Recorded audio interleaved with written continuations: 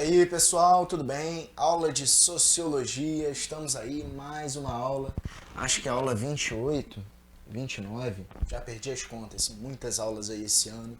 Já debatemos Sociologia largamente e assim continuaremos, porque tem muita coisa legal ainda para falar, beleza, gente? Aula de hoje, uma aula que comunga muito com a nossa realidade, uma aula que explica como a nossa vida funciona, como a nossa mente é pautada pelas relações econômicas. Vamos falar dos contratualistas, já tivemos aula disso, só vou dar uma pincelada para levar na direção ali do liberalismo político e, enfim, aula contratualistas e o liberalismo político. Esse liberalismo político hoje numa nova roupagem neoliberal que está pautando a nossa vida, as eleições agora de outubro, todos os aspectos sociais, o liberalismo econômico, ele está em tudo. Ele está na nossa crença pessoal do que é certo e do que é errado. Ele está na direção que a gente toma na nossa vida, nos nossos sonhos, nos nossos anseios. Tudo isso é pautado por essa corrente política chamada liberalismo.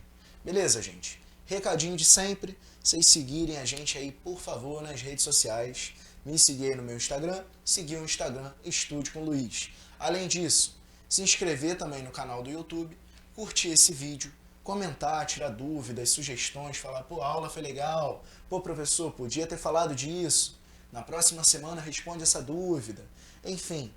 E por fim, ativar o sininho da notificação quando vocês se inscreverem, que aí os nossos envios vão chegar diretamente aí no celular de vocês ou no computador. Beleza, gente? Vamos lá então, vamos estudar. O que a gente precisa saber hoje? A definição do contratualismo, como eu falei, não quero entrar em muitos detalhes do contratualismo que a gente já teve essa aula. Vamos falar do liberalismo político e do liberalismo nos dias de hoje. Esses três tópicos vão pautar a nossa aula e vão responder aí as nossas principais questões. Beleza, gente? Vamos lá. O que é o contratualismo, então, e por que ele se relaciona com o liberalismo? Contratualismo, como eu falei na última aula, é uma escola de pensamento com objetivos muito específicos. Eles não vão tentar entender a natureza humana, entender para onde o ser humano vai, entender para onde o ser humano foi. Não vai se propor a discussões filosóficas. A ideia do contratualismo é, beleza, tem aqui um monte de seres humanos, como eles se organizam? Como eles funcionam? Qual é a forma de funcionamento dessa sociedade? Qual foi o contrato social criado? Qual foi o contrato social assinado e também imposto sobre os novos nascidos, os recém-nascidos aí que nascem, por exemplo, no Canadá, eles estão ligados eternamente ao Canadá, mesmo que não queiram. Se o cara nasce no Rio de Janeiro, ele está ligado ao Rio de Janeiro pelo resto da vida, mesmo que ele não queira. O contratualismo, ele procura explicar tudo por trás dessa lógica. Bom, a ideia do contratualismo. O ser humano ele vivia em um estado natural, estado de natureza. O que seria isso? Aquela coisa bem os Flintstones, certo? Aquela coisa bem Idade da Pedra, onde o mais forte vai imperar sobre o mais fraco. O mais fraco obedece o mais forte ele consegue propagar os seus genes de uma forma mais intensa, o mais forte ele consegue imperar, ele consegue vencer o jogo da sobrevivência. Esse é o estado natural. Contudo, mesmo esse mais forte, no momento em que ele está dormindo, ele pode sofrer uma violência do mais fraco e pode perder a sua vida. Esse é o estado de natureza. É um estado em que o mais forte vence, mas é um estado também em que todos estão vivendo em guerra constante. É uma guerra de todos contra todos. E é isso que os contratualistas chamam de estado de natureza. Estado de natureza esse que sumiu, que foi abolido em prol do estado civil, que é o que a gente vive hoje. A ideia do Estado Civil vai ser então o quê? Vai ser ter um poder regulador para fazer o indivíduo abrir mão da sua liberdade e aí sim conseguir ter a sua segurança assegurada, ter a sua segurança garantida por meio de menores direitos para ele mesmo e para quem o cerca. Quem são os principais pensadores aí do contratualismo? Já falamos disso em outras aulas. John Locke, Thomas Hobbes e Jean-Jacques Rousseau. Os três filósofos vão discordar em muita coisa, muitíssima coisa. Contudo, eles vão concordar que existe um Estado, que existia um Estado de natureza e hoje existe um Estado civil a partir dos contratos sociais. Agora, rapidinho, só para a gente falar do que eles discordavam, para quem não viu essa aula de contratualismo. John Locke vai falar que o homem é uma tábula rasa. Tábula rasa, vocês botam aí um sinônimo, CD virgem. É um CD virgem, é um DVD virgem, é um computador com HD zerado. Ele não é nem bom nem ruim. Ele tem a tendência a ser bom para o John Locke, contudo ele pode ser ensinado a fazer o mal a partir das informações que vão ser inseridas ali naquele HD ou naquele CD ou naquela tábula rasa. Ou seja, o ser humano ele é neutro tendendo para o bem. Então, neutro tendendo para o bem, podendo haver conflito de interesse, é importante sim que haja o Estado para assegurar determinadas coisas, sobretudo a propriedade privada, que já vamos falar. Thomas Hobbes vai falar o contrário, que o homem é mau por natureza, o homem é o lobo do homem, o homem está sempre em guerra consigo e com os outros, o homem é um ser irrefreavelmente mau, totalmente mau. Então ele precisa ser controlado por um grande Estado, por um poder muito maior do que ele, para que esse mal dele esteja amortecido, esteja aí submisso a uma autoridade mais poderosa. E por fim o Rousseau, que vai discordar dos dois, e vai falar que o homem nasce bom e a sociedade vai corrompê-lo.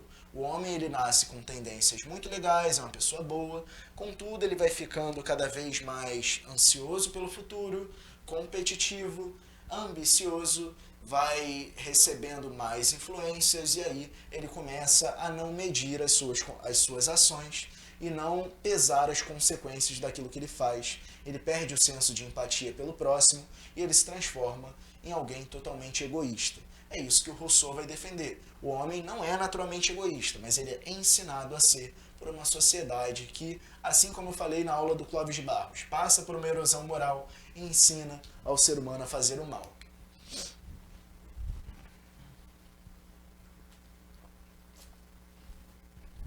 Nessa imagem, pessoal, nós temos aí o Leviatã Hobbesiano. Queria mostrar isso aí para vocês, para quem não viu a aula de contratualistas. Leviatã Hobbesiano, o que seria isso? O Thomas Hobbes ele vai defender, dos três, ele é o que defende o Estado mais forte. Rousseau ele vai pensar no Estado como algo que vai servir ao ser humano. Locke vai pensar no Estado como algo que vai garantir a propriedade privada e a liberdade de comércio. Já para Hobbes, o Estado ele vai controlar tudo e a todos. Ele precisa ser esse grande monstro, esse grande Leviatã, que vai reger as decisões sociais, que vai reger o destino das pessoas. Bom, aí que a gente começa a levar a aula para o liberalismo, que é o tópico principal. O John Locke ele entende que o contratualismo é importante e tudo mais, só que ele usa o contratualismo como uma arma para o liberalismo político. Pensem bem, daria, pessoal, para existir capitalismo, daria para existir mercado liberal se não houvesse propriedade privada? Se eu compro amanhã uma casa e depois ela não é mais minha, se eu compro amanhã uma fazenda e depois ela é de outro, sem eu ter vendido, sem ter um Estado ali para expulsar o invasor, teria como haver capitalismo sem propriedade privada? Não, não teria. Seria fundamentalmente impossível. E é por isso que o Locke vai defender o contratualismo. O contratualismo, o Estado para o Locke, é algo que vai assegurar a propriedade, é algo que vai assegurar, na visão de Rousseau, por exemplo, a desigualdade. Vai assegurar que um seja muito mais rico que o outro, por meio das armas, por meio da coerção, por meio do poder estatal. Então, o contrato social ele possui a função de assegurar direitos para os indivíduos, sobretudo o direito à propriedade e o direito ao comércio. Citaçãozinha do Locke aí, que está com cifrão nos olhos, que ele gosta muito de dinheiro de livre comércio. Ele vai falar que toda riqueza é o resultado do trabalho. Essa frase, ela vai assim, ela é totalmente contrária ao que o marxismo defende. O marxismo diz que a maior parte da riqueza ela é feita pelo trabalho do operário, e aquele que detém o meio de produção, mesmo sem trabalhar, ganha a maior fatia do bolo. O Locke vai falar que mesmo o cara que é dono da empresa, ele também está trabalhando, e se ele teve a competência para empregar outras pessoas é porque ele tem mérito. E aí surge um dos principais pilares do liberalismo político, que é a ideia de meritocracia. O que é isso? A ideia de meritocracia é o seguinte: tudo que acontece de ruim, se o cara vai ser desempregado ou ele vai ser presidente da República, está relacionado ao mérito dele, é uma conquista dele. Então não deve haver, no aspecto meritocrático, né, nesse pensamento, não deve haver políticas, por exemplo, como a de cotas, como a de vaga para deficientes, como a de cota aí por renda, escola pública, etnia, etc. Tudo isso, na visão liberal, é visto como injusto, porque eles defendem a ideia de mérito, meritocracia. Se, por exemplo, uma pessoa conseguiu estudar nos melhores colégios do Brasil e passou numa vaga em medicina, é porque os pais dela tiveram mérito para colocar ela nessa escola. Ao passo que o outro indivíduo ele não conseguiu passar porque ele não teve boas escolas, a culpa é dos pais dele, dos avós dele, ou seja, o mérito de quem conseguiu e a culpa de quem não conseguiu, mesmo que não seja o indivíduo, mas sejam ali os seus ancestrais, os seu pai, sua mãe, avó e assim por diante. Beleza, agora, uma coisa que a gente tem que frisar, precisamos frisar isso, o liberalismo ele não existe apenas no campo monetário, não é só dinheiro que é o liberalismo. O liberalismo é uma corrente política muito ampla e ela se trata principalmente sobre a posse de si mesmo e sobre a posse das coisas, sobre a posse de si e sobre possuir objetos, possuir bens, possuir casas, barcos e carros e assim por diante. E aí surgem dois liberalismos a partir daí, que está muito marcado ali no contexto dos Estados Unidos da América. Primeiro é o liberalismo econômico, segundo é o liberalismo nos costumes. Liberalismo econômico, vocês já sabem o que é. Liberdade para comprar e vender. O governo não vai ficar botando muito imposto. O governo não vai ficar proibindo que se venda remédios que façam mal à saúde, porque o governo não tem que se meter nisso. Vende quem quer, compra quem quer, certo? Esse é o liberalismo econômico. Liberalismo nos costumes é o seguinte: o ser humano ele é um ser individual e ele pode fazer o que ele bem quiser. Se eu quiser vir semana que vem com o cabelo pintado de rosa choque, é um direito meu, porque eu sou um indivíduo e eu posso tomar as decisões que eu achar necessárias. Além disso, liberalismo nos costumes não é só em relação à moda ou a estilo. Liberalismo nos costumes também está muito ligado a questões de minorias. Por exemplo, casamento gay, para quem é liberal nos costumes, é um direito da pessoa. Um está querendo casar, o outro está querendo se dar em casamento. Se os dois querem, não faz mal a ninguém, qual é o problema? É assim que a pessoa que é liberal nos costumes vai pensar. Outra coisa, liberação das drogas. Se o indivíduo deseja usar, por exemplo, a maconha, é um direito dele. Ele pode fazer isso, ele deve fazer isso e a maconha deve ser liberada, legalizada, por quem pensa aí de uma forma liberal em relação aos costumes. Ou seja, o que a gente vê é que dá para ser liberal nos costumes e conservador na economia, querendo intervenção do Estado. E dá para ser liberal na economia e conservador em relação aos costumes. Em geral, a esquerda e a direita hoje brasileiras são pautadas por isso. A esquerda, em geral, ela é a favor do liberalismo nos costumes, por exemplo, a legalização do aborto, questão da maconha e assim por diante. Se o indivíduo quer fazer, ele deve fazer, é isso que a esquerda vai defender.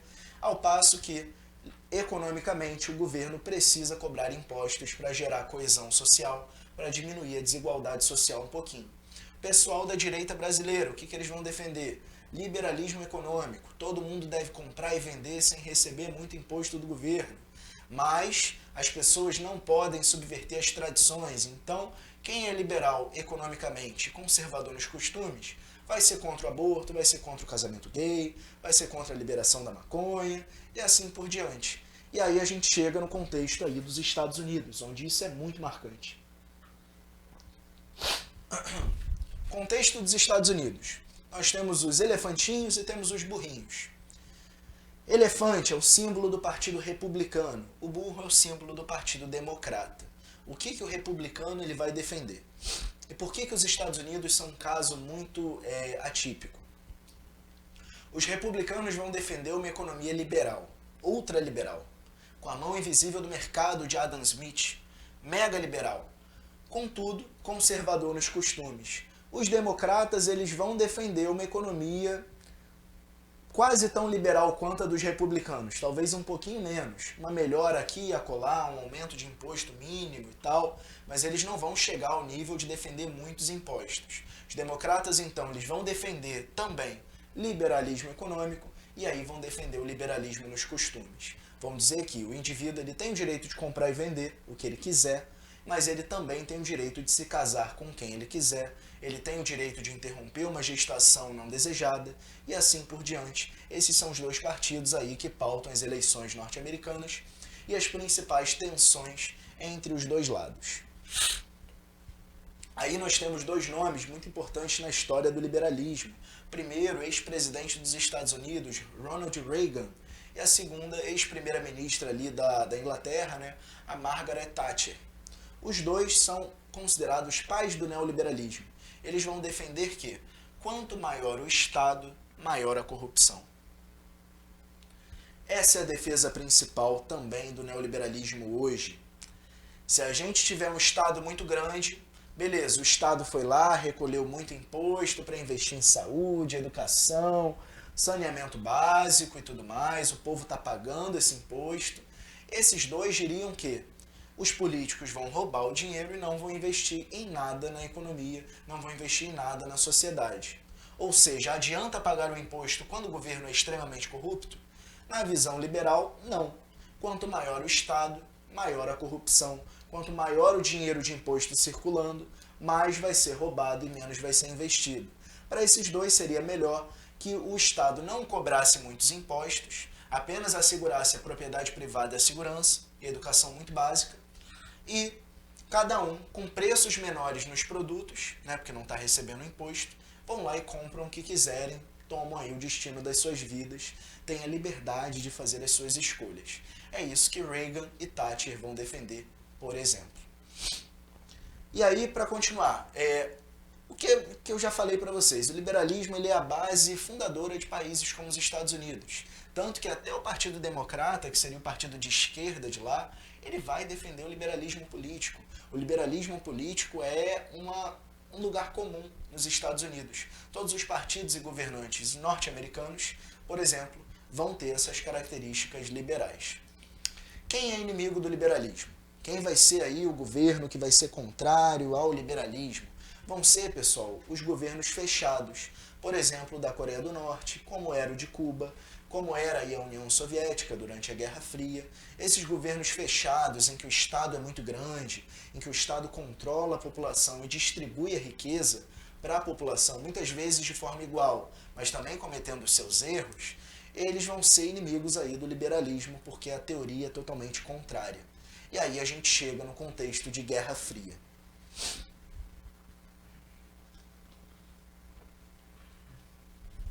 Aqui na imagem nós temos dois quadrinhos.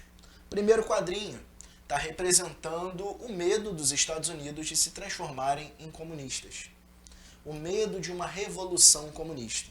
Esse medo do comunismo, ele derrubou governos em todo o mundo, derrubou governos aqui no Brasil, derrubou governos no Chile, na Argentina, em vários outros países, manteve ditaduras durante muito tempo, fortaleceu quase uma terceira guerra mundial, e essa imagem representa isso. O liberalismo político ele é inimigo das teorias marxistas, e ele tem muito medo que o marxismo possa se embrenhar, que ele possa penetrar na sociedade ali, e até que haja uma revolução de cunho socialista comunista, e todo o jogo político liberal seja subvertido, seja extinto. Segunda imagem é uma crítica aí da União Soviética aos Estados Unidos. Está retratando uma mãe norte-americana contando as moedinhas para comprar leite para sua filha, que está ali olhando, desejosa ali por ter aquele alimento. Do lado dela tem um banqueiro fumando charuto, um banqueiro bem gordinho, isso também não é acidental, é proposital. Esse banqueiro bem gordinho está olhando aquelas pessoas ali numa situação de insegurança alimentar e não está se importando. A ideia é que o liberalismo ele é desumano. É isso que diria a União Soviética, é isso que dizia Cuba, é isso que dizia a Coreia do Norte, é isso que dizia todos os inimigos do pensamento liberal. Liberalismo é desumano porque esse banqueiro, que pode ser herdeiro de alguém rico, ele tem tudo na mão, ele pode estar bem alimentado ao passo que ele está bem gordinho, enquanto aquela criança está ali vendo a mãe contar dinheiro para comprar o leite para ela.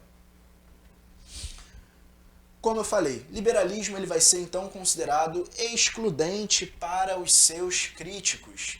A acusação é de que o jogo não é justo, uma vez que a diferença financeira vai gerar oportunidades muito desiguais. Por exemplo, aquele rapaz ali, Luva de Pedreiro, que está famoso pra caramba, ele vivia ali numa área extremamente rural, não teve acesso a estudo. Esse menino virou um fenômeno da internet, a vida dele deve andar, ok. Mas e se ele não fosse descoberto? Se ele não fosse descoberto? E se ele tivesse dado a sorte de ter nascido numa família rica do Guarujá, em São Paulo? A vida dele seria totalmente diferente. O liberalismo ele é excludente na visão dos seus críticos, porque a pessoa nasce já condenada a um fracasso, ao sucesso, dependendo das condições materiais que ela tem para conseguir correr atrás da sua vida. E aí tem uma notícia bem interessante, está escrito assim: pesquisa revela que 10% da população possui 75% da riqueza mundial, e um dos países mais desiguais com isso é os Estados Unidos. Essa pesquisa mostra o que o liberalismo tem feito na sociedade. Tem melhorado muito alguns aspectos, como a tecnologia? Sim, mas também tem gerado uma desigualdade crônica, uma desigualdade que praticamente é insustentável, que ela não tem muito jeito, não tem muito que possa ser feito. Uma desigualdade que é tão grande que até mesmo o governo ele começa a se abaixar, a se curvar frente aos bilionários, frente àqueles que têm a grande quantidade de meios de produção de tecnologia. Ou seja, o liberalismo ele produz desigualdade, ao mesmo tempo que ele produz tecnologias e avanços. Desigualdade caiu no Brasil no início do ano, mas todos ficaram mais pobres, diz IPEA.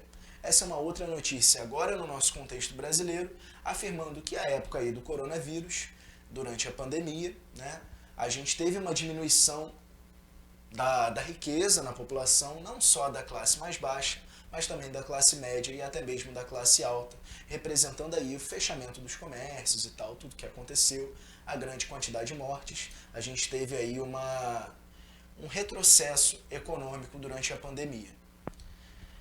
Outro ponto importante do liberalismo político. Liberalismo ele é considerado contrário ao utilitarismo. Já falei o que é utilitarismo em aula, mas vamos rever. O que é utilitarismo? Bom, utilitarismo é uma teoria na qual o bem só deve ser feito se for feito para a grande maioria das pessoas. Ou seja, eu fui lá, fiz biologia, comecei a estudar e fiz uma especialização em medicina, descobri a cura para o câncer. Descobri a cura para qualquer tipo de câncer. Só que essa cura, essa vacina, esse remédio, esse soro, ele custa 10 milhões de dólares, 50 milhões de reais. Uma dose para uma pessoa. O utilitarismo ele vai falar que isso aí não é legal, porque só quem vai poder se salvar é quem tem muito dinheiro. A grande maioria das pessoas que se acometem aí de doença, elas não vão poder consumir esse soro, esse remédio. Então, essa pesquisa científica para o utilitarismo, ela deve ir para frente?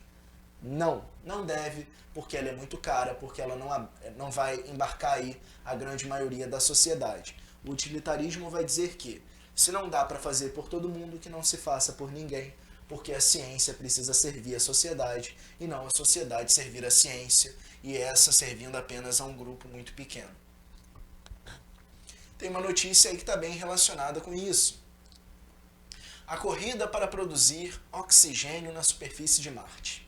Nós temos hoje a questão de Marte. Alguns bilionários, algumas pessoas muito importantes estão cogitando colonizar o planeta vermelho. Qual o problema disso? Vai dar para levar uma população pequena como a do Uruguai com 5 milhões de pessoas? Se não me engano, no Uruguai são 6 milhões de pessoas. Não vai dar.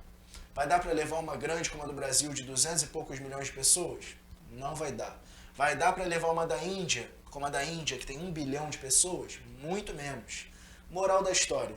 Se houver essa possibilidade de colonização, vai ser para 50, 100, 200 ou 1000 indivíduos. Vai ser para uma pequena quantidade de pessoas, pessoas essas muito ricas, pessoas essas aí, ou cientistas ou então bilionários. Ou seja, toda essa ideia de ir para Marte, até mesmo a própria NASA, a própria ideia do homem pisar na Lua, tudo isso é contrário ao utilitarismo, porque não serve à sociedade como um todo, serve apenas a uma minoria. Aí beleza, liberalismo nos dias de hoje para a gente fechar os tópicos da aula. Liberalismo hoje, atualmente, ele é muito importante. A gente pensar até no contexto brasileiro. Até partidos que deveriam, por fundamento, por ideia, por criação, se afastar do liberalismo, eles têm caráter liberal.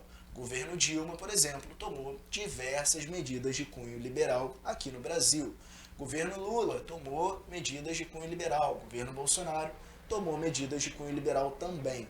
Moral da história, o liberalismo ele é um lugar comum, está se transformando cada vez mais num lugar comum na política brasileira. A maioria dos políticos vai defender a ideia de vou atrair investidores, vou atrair investimento estrangeiro, vou atrair multinacionais para o Brasil, vou abrir mais fábricas de Coca-Cola, de fábricas da Apple, fábricas aí da Nike, da Adidas e assim por diante. Essa ideia, essa promessa de campanha, ela é muito comum. Já foi falado com candidatos de esquerda, candidatos de direita, candidatos de centro. A moral da história é isso, mostra que o liberalismo ele está cada vez mais conhecido, ele é cada vez mais importante aqui no nosso cenário. Há um ano sem fábricas no Brasil, Ford vê vendas despencarem 72,9%. A Ford ela fechou no Brasil, certo? Quando ela fechou no Brasil, isso rendeu uma série de críticas ao governo atual, porque o liberalismo, você ter empresas estrangeiras no seu solo, você produzir patentes estrangeiras dentro do seu país, isso é liberal. E o liberalismo hoje está sendo defendido pela grande parcela da população brasileira. Continuando, o capitalismo ele vai se desenvolver então junto do liberalismo e vai penetrar em diversos aspectos sociais e humanos. Não vai ser só no campo econômico, também vai ser, mas vai ser em praticamente tudo. Exemplo da foto aí, a indústria cultural. O que é a indústria cultural? É a cultura subvertida em nome da indústria, produzindo conteúdos em massa, sempre muito parecidos, sempre muito semelhantes, para as pessoas se viciarem nesse conteúdo. Um exemplo de indústria cultural, Instagram. Outro exemplo, Facebook. Outro exemplo, sertanejo universitário. São produtos feitos para a pessoa consumir, para a pessoa se viciar nesse produto e para a pessoa não deixar de consumir, não deixar de acessar o que está sendo passado. A indústria cultural, ela bebe desse néctar aí, do liberalismo, e ela é algo muito importante nos dias de hoje. Tanto que dificilmente a gente vai ver um jovem sem o aplicativo ali do Spotify escutando uma música. Música essa que está distribuída para mais de 100 países. Tem uma música que vai ser escutada, por exemplo, no Paquistão, na Índia, no Brasil ou no Canadá. Isso é uma amostra de que hoje nós vivemos uma indústria da cultura. Continuando, outro inimigo aí do liberalismo. Já falamos sobre os governos fechados, sobre a Coreia do Norte, assim por diante. Contudo, mesmo em regimes democráticos e republicanos e liberais, existe uma política que é contrária ao liberalismo. O nome dessa política é o protecionismo alfandegário. O que é o protecionismo alfandegário? A ideia é, eu quero comprar um computador. Eu vou lá na Lojas Americanas e vou ver aquele computador da Positivo. Vai estar lá R$1.000 na promoção. Vou pensar, vou comprar. Aí eu olho para o lado e vejo aquele computador da Samsung. Samsung ou Samsung. Vou olhar, muito bonito esse computador. Aí eu vou olhar lá, caramba, tá R$1.600. Mas eles têm a mesma configuração. É o mesmo produto. O que eu faço? O que eu vou fazer? Em geral, a pessoa que é econômica vai levar o computador da Positivo. E a outra que não gosta do que é produzido pela Positivo vai levar o computador da Samsung, da LG, da Sony, assim por diante. Certo? Por que um é muito mais caro do que o outro? Porque esses computadores de marcas mais famosas, eles são feitos no estrangeiro. Eles vêm para cá, para o Brasil. E quando eles vêm para cá, a partir do protecionismo alfandegário, eles recebem taxação do governo. Então, por exemplo, em alguns casos a taxação é de 60%. Então, se eu estou comprando algo por 1.000, eu tenho que dar 600 ao governo. E aí eu tenho que vender para o meu consumidor final. Vai significar que eu vou vender muito mais caro aquilo que é importado do que aquilo que é produzido nacionalmente. O que vai levar uma gama de consumidores a comprar aquilo que é das fábricas nacionais. A ideia é, a partir do protecionismo alfandegário, que o governo ele consiga arrecadar com esse imposto, que só quem compra o produto importado é quem realmente tem esse poder aquisitivo, e que as pessoas consigam comprar o produto nacional barato e que as fábricas brasileiras se desenvolvam, que o Brasil melhore o seu processo de industrialização.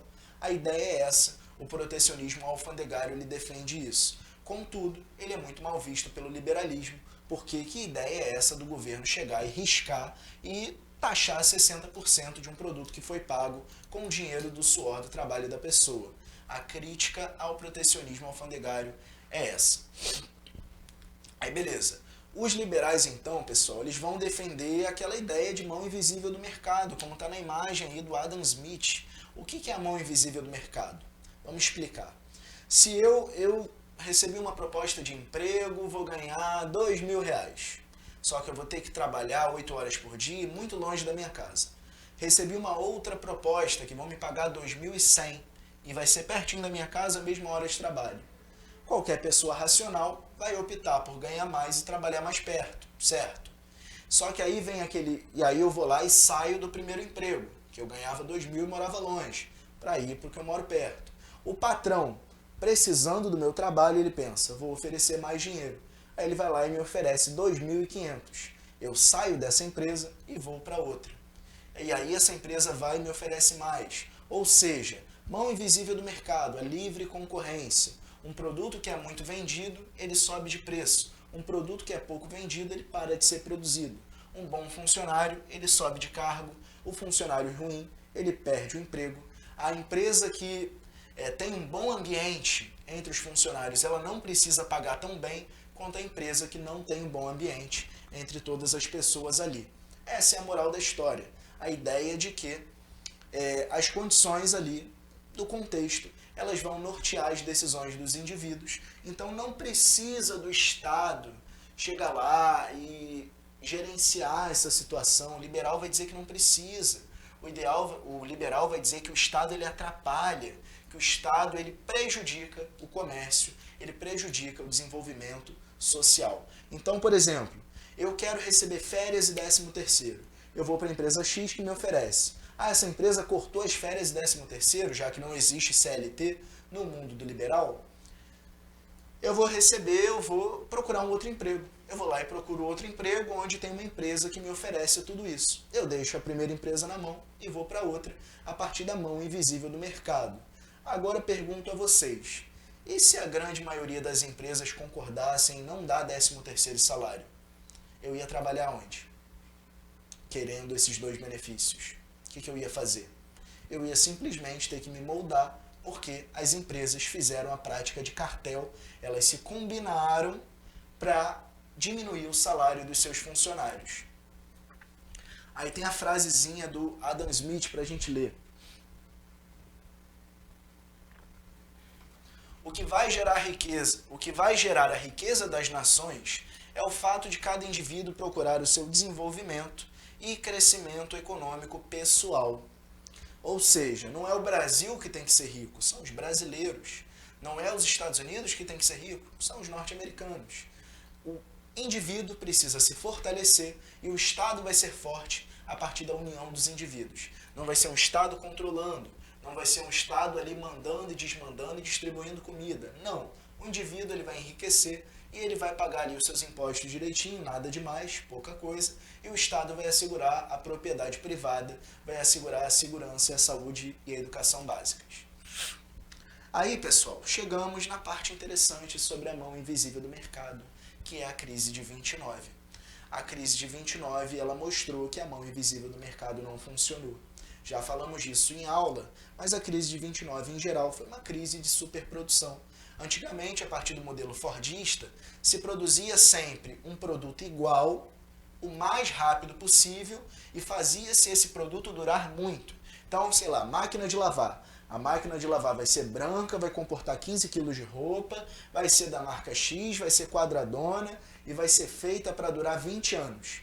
Aí, ok, primeiro ano está produzindo máquina de lavar, o pessoal está comprando. Segundo ano está produzindo, terceiro ano está produzindo, 10º ano está produzindo.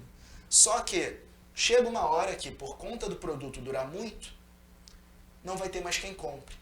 Ou seja, uma superprodução vai fazer com que esse monte de máquina de lavar fique encalhada, o pessoal tem que vender ela mais barato, vendendo mais barato e não conseguindo vender depois de um tempo, vai haver desemprego. Se o pessoal está desempregado, o pessoal não pode comprar mais máquinas de lavar, o que faz com que mais máquinas fiquem encalhadas, fiquem ali paradas nas fábricas e nos depósitos. Outro problema aí da mão invisível do mercado. Por conta do próprio fundamento do capitalismo, a ideia do burguês, a ideia do dono do meio de produção, é ele lucrar o máximo possível da forma mais rápida e simples possível. Ele quer o lucro. E como eu posso obter lucro? Posso diminuir os custos de produção, diminuir o desperdício, posso vender mais, posso divulgar melhor, posso criar um produto com valor agregado maior, mas eu também posso diminuir o salário do funcionário. E essa era a prática que era comum na época ali de 1929. Quando começou a encalhar produto, diminuíram-se os salários e mandaram alguns funcionários embora. Esse pessoal que está com menos ganho de dinheiro e que também foi mandado embora, qual é o problema? Eles não vão poder comprar máquina de lavar. Eles vão diminuir o mercado consumidor. Diminuindo o mercado consumidor, mais gente vai ter corte de salário, mais gente vai ser mandada embora. Se isso acontecer, menos gente vai comprar a máquina de lavar e assim vai acontecendo, até a gente chegar nessa imagem. Por que você não pode dar um emprego para o meu papai? Está dizendo a criança norte-americana segurando o cardápio, não, o cartaz aí com esse recado, marchando ali na época da crise de 29, onde essa superprodução quebrou a economia dos Estados Unidos, quebrou a economia do Brasil, de certa forma, fez o Brasil queimar café a rodo, isso aí professor de história já deve ter falado, ou vai falar. Enfim, foi a crise de 29 gerada aí por essa mão invisível do mercado. Contudo, pessoal, é inegável aí que a gente teve avanços científicos muito rápidos. Avanços científicos e tecnológicos, eles vão acontecer através dessa relação do capital com a liberdade. Porque o capital ele quer se expandir, o capital ele quer crescer, o indivíduo ele quer enriquecer. Como ele tem essa ânsia por mais, essa ganância por mais, esse desejo, esse anseio por querer cada vez mais, ele vai investir cada vez mais, ele vai procurar cada vez mais soluções e ele vai fazer com que a tecnologia ela ande de forma muito rápida. Temos aí um celular do ano de 2002, jogo da cobrinha. Alguém já teve esse aí? Alguém aí dos mais antigos estão vendo essa aula? Comenta aí no vídeo, já teve um celular azulzinho desse? Esse aí, se tu tacar, ele vira uma granada. Você pode fazer uma casa com tijolo e botar esses celulares da Nokia, por exemplo. Esse era um celular em 2002. E esse é um celular em 2022 e nem é o mais moderno que tem. Tem mais modernos que ele ainda. Se for olhar os iPhones, os últimos da vida aí, é celular bem moderno. Um não vai ter câmera, o outro tem câmera, o outro faz vídeo, o outro tem Bluetooth, tem... até mesmo o Bluetooth já é uma tecnologia meio batida, tem infravermelho, tem um monte de coisa. É um computador de bolso. Ao passo que aquele primeiro ele só fazia chamada e tinha um jogo da cobrinha. Isso aí é um reflexo do liberalismo. Então vocês, como indivíduos, devem escolher. Vocês gostam do liberalismo ou não gostam? Ele gera muitos problemas, mas também tem muitas qualidades. Precisamos ponderar tudo e entender que todo lado tem os seus acertos e tem os seus erros. Para fechar, existe, pessoal, um meio termo entre os dois. Entre o liberalismo e entre os governos de regime socialista e comunista. A ideia seria o keynesianismo, ou o estado de bem-estar social, que é um estado interventor, que ele vai procurar gerar paz social. Como funciona isso? O estado keynesiano, o estado de bem-estar social, social-democracia, vai permitir que existam as empresas privadas, vai valorizar as empresas privadas, vai valorizar a ideia de adquirir mais conhecimento, de melhorar o emprego, vai valorizar essa ganância por mais, que é típica do ser humano moderno, essa coisa de querer sempre mais. Se você ganha X, você quer ganhar um X e meio amanhã e 2X depois de amanhã. O estado de bem-estar social vai falar que isso é muito bacana, mas que é necessário que se paguem os impostos. O imposto precisa ser pago para poder gerar coesão social, para que as crianças tenham condições básicas de vida, para que os adolescentes e jovens tenham a possibilidade de escalar essa escada da ambição até chegar também próximo de quem já nasceu rico. Países que seguem isso, principalmente os países escandinavos, a gente soma também a Finlândia e boa parte da Europa. Mas a Escandinávia é bem conhecida por isso.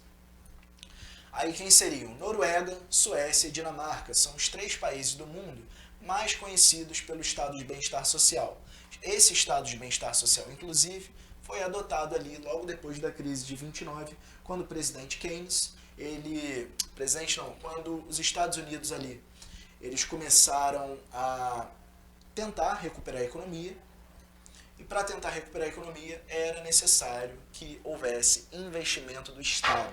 O Estado norte-americano se endividou naquele momento, criou uma série de obras, uma série de construções para as pessoas arrumarem emprego. E assim eles botaram a roda da economia para funcionar, botaram a roda da economia para girar. Ou seja, esse meio termo ele já existe há quase 100 anos, né? Desde 1930 até 2022, existe aí há 92 anos, não é algo novo. E está sendo posto na Europa, está sendo posto principalmente aí nos nossos países escandinavos. Será que dá para fazer questão, pessoal? Será que dá?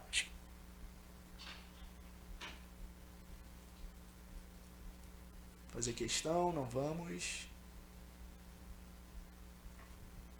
Uma questãozinha dá para fazer, vamos lá.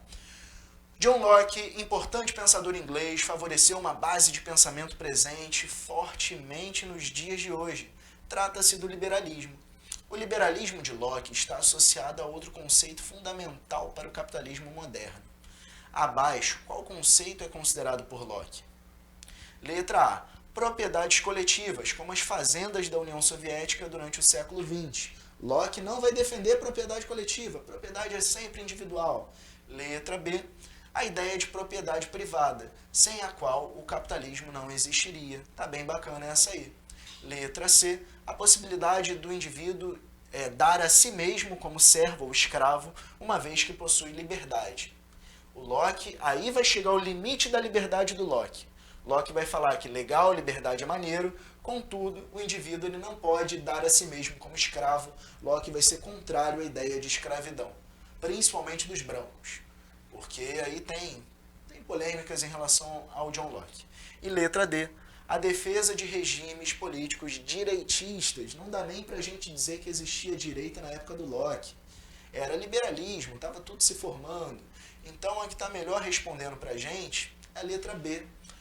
A ideia de propriedade privada é defendida pelo Locke, porque sem ela o capitalismo não teria como existir.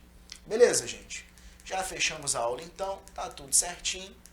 Vou só pedir para vocês seguirem a gente nas redes sociais. No Instagram, tem o meu aí, tem o do Estúdio com Luiz. Segue também a gente, se inscreve no canal do YouTube. Curte esse vídeo, comenta, dúvidas, sugestões, comentem, por favor. E ativa o sininho da notificação para receber os nossos envios diários. Beleza, pessoal? Fechamos então.